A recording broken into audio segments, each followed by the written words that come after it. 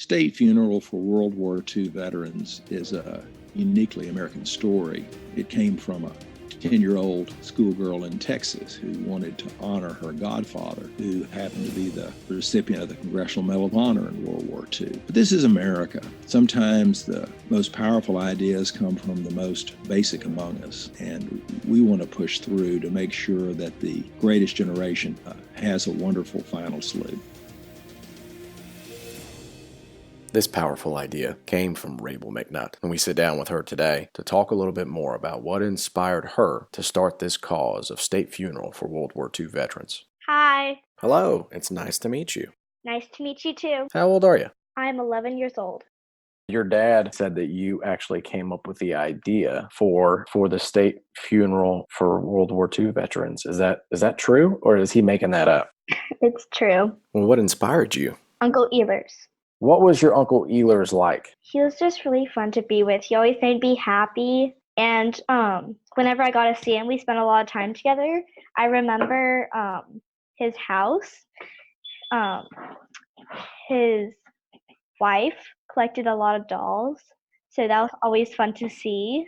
Yeah. How did you come up with this idea? It's a really special idea. Yeah. So when my godfather, Walter Ehlers, passed away, he fought in World War II and he received the Medal of Honor. So when he passed away, my dad and I watched some state funerals and military funerals.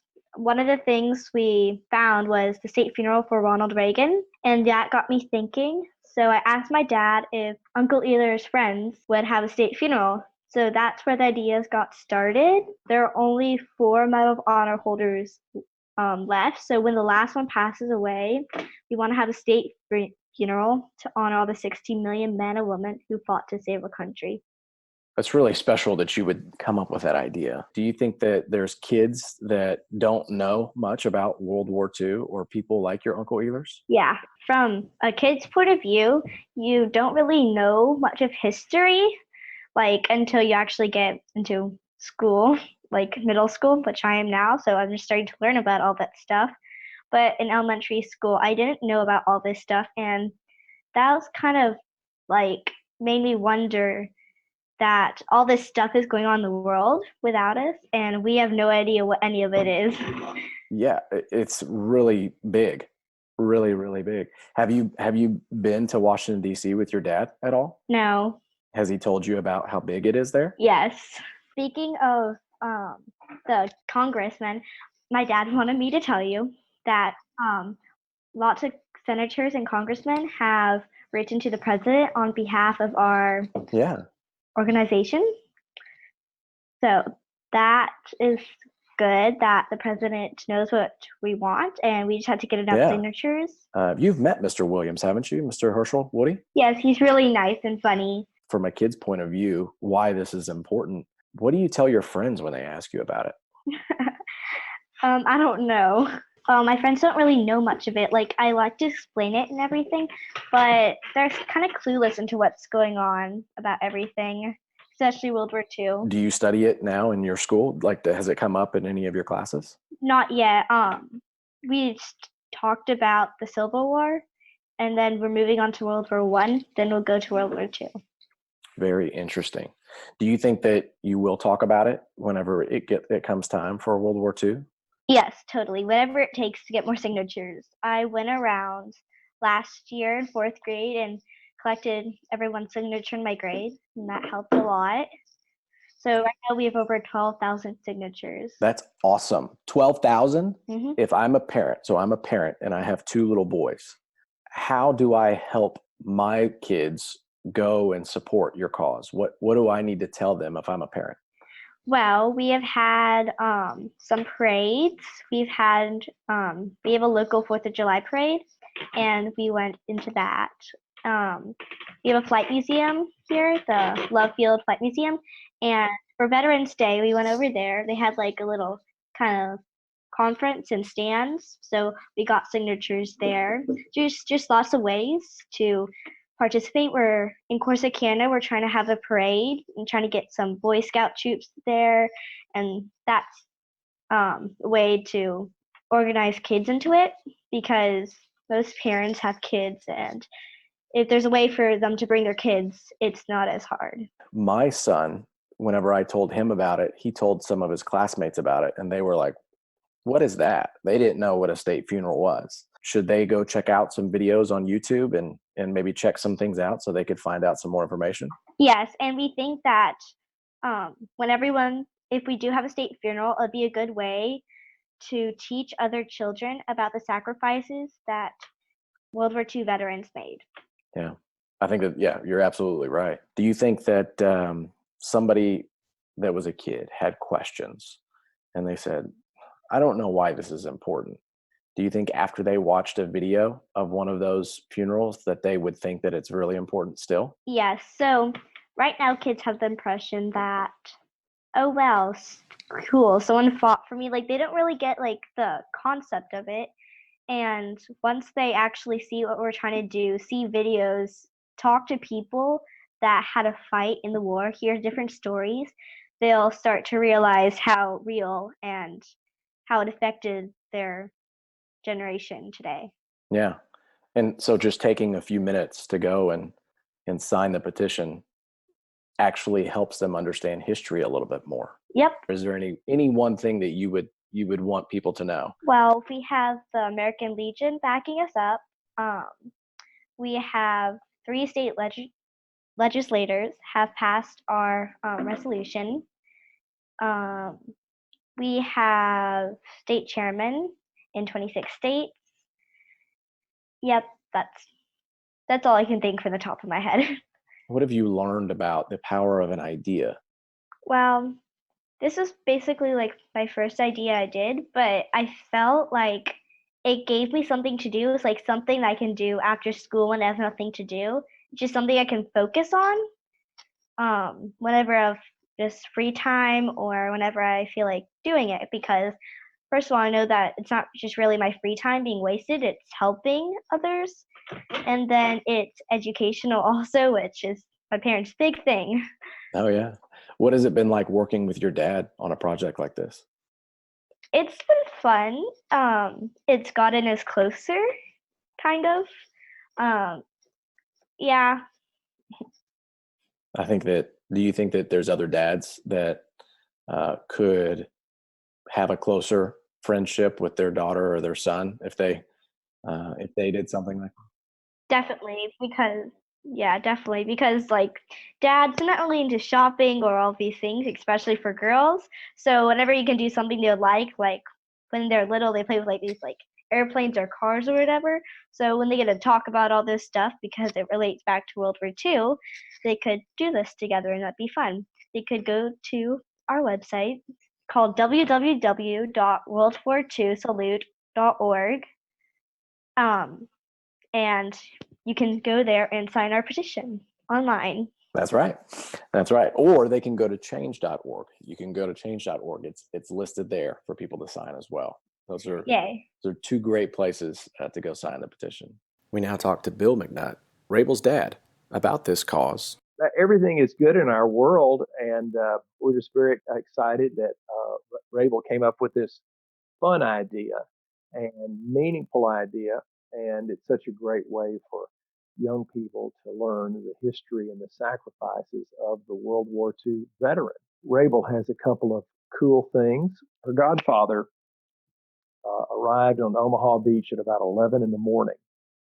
And this picture is something that he gave her. Now, he is not in this Higgins boat, okay, on Omaha Beach, but this picture was taken at about the time he arrived, about 11 o'clock on Omaha Beach.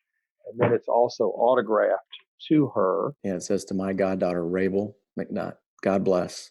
Walter Ehlers Medal of Honor, Easy Red, Big Red 1. He came in on the beaches, of course, were named with military nomenclature, Alpha, Charlie, Echo, Easy, etc.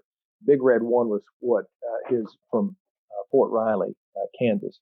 The inspiration from one young little girl has led to the support of many, many people. Vietnam veterans from all over the country, one in particular, have been invited to talk about this cause how powerful it is and what we can do to honor the greatest generation and teach future generations. Member of the National Board for State Funeral World War II Veterans, General John DiGilio. I was a first lieutenant in Vietnam. I was commissioned in 1967 as an ROTC graduate from LaSalle College, now LaSalle University in Philadelphia, and we were trained to be artillery officers. We would fire 105s in training, learn how to fire them, learn how to position them, learn how to aim them correctly, hopefully to hit the target the first time. So everything was done out of tables and big manuals and with slide rules. So it was an interesting time, but growing up in the late 50s and early 60s was a phenomenal time, especially on Long Island. Very proud and privileged to be able to grow up at that time, to ensure that today's generation, the young children in school, as well as the young adults, don't forget about what occurred in the early 40s. Unfortunately, in the school systems today, and basically throughout the country, but primarily in the Northeast and in the West Coast, history is taught from a different perspective.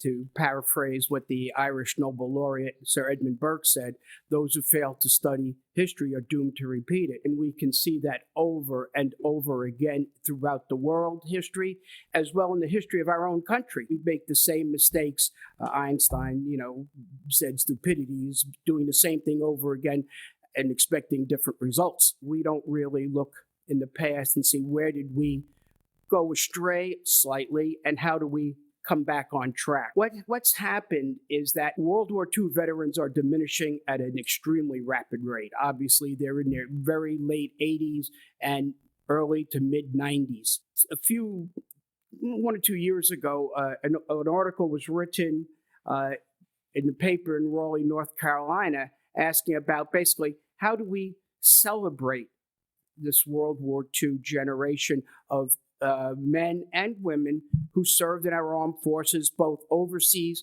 and at home, as well as the wives, the friends, the families of those who were serving. There was an elementary school child named Rabel McNutt. Her godfather was a World War II Medal of Honor winner. And she said to her father, Bill McNutt, who happens to be the chairman of the board of our group, said to her father, are they going to give Godfather Ehlers a funeral when he passes away? Bill said basically, well, let's look at state funerals and what's been done in the past. And they went on YouTube and got a video of President Reagan's funeral and General of the Army MacArthur's funeral. And the young child said, are they going to do that for my godfather? And this was the genesis of the thought of we need to ensure that we provide the last living Medal of Honor winner from World War II with a state funeral. What's important to remember about a state funeral is that the president is the only person that can authorize it. It doesn't require a bill passing through Congress. It doesn't require anything else but the president saying we will have a state funeral. The chairman of the board, Bill McNutt, traveled to Iwo Jima, interviewing World War II veterans to get some final thoughts to celebrate and honor those that served during World War II. Visiting with David Fisher from Lafayette, Louisiana, who was a radio man on B-29 pilots, and a very interesting ceremony today with the Japanese. What did you think of that, sir, on Iwo Jima? I thought it was well done. I had not even heard of it before. I knew that we were coming to Iwo Jima, but only when I began investigating the tour did I find out that it was the 73rd anniversary of the end of the war with them, and so it was pretty emotional to me to see that two countries, the warriors from two different countries were at one another's throat, and here we have a situation where there's some cooperation between the two countries in a lot of different ways. Historically, I found it pretty emotional. I enjoyed it. 16 million Americans served in World War II. Those stories need to be told. Those stories capture very valuable historical lessons to pass forward to future generations. I'm Bill McNutt, co-founder of State Funeral for World War II Veterans. On our website, we've got a special place, and we'd love to have your family's story about the family member that served in World War II. It doesn't matter whether they were a decorated military hero or they served stateside, their place is on our website. Please go to www.worldwar2salute.org, upload their picture and tell us their story. We'd be so proud to put it on our website. Thank you.